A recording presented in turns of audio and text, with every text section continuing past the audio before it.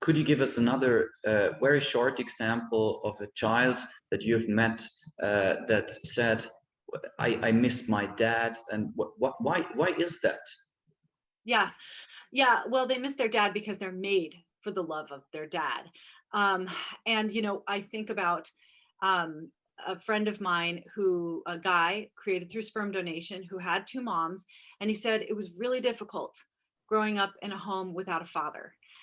Especially in a culture where it was really just women. It was my mom and her partner and her lesbian community.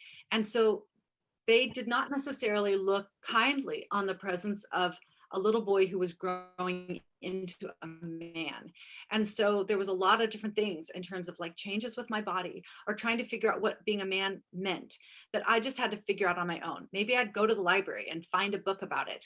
But my change and my growing into a man was not necessarily well received in the community that I grew up in.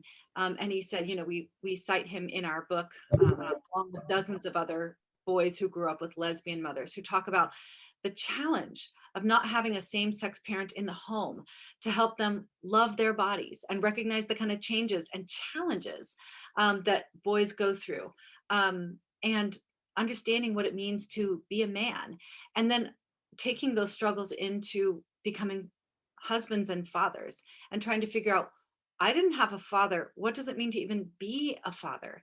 That you can't starve a child of something that they are made for, and they are made for the love of their mother, and they're made for the love of their father. You can't take one of those away and then expect that a child is going to be able to thrive and flourish. A lot of times the kids are able to figure it out and get over it, but you are placing additional hurdles in their path when you intentionally remove the love of their mother or the love of their father.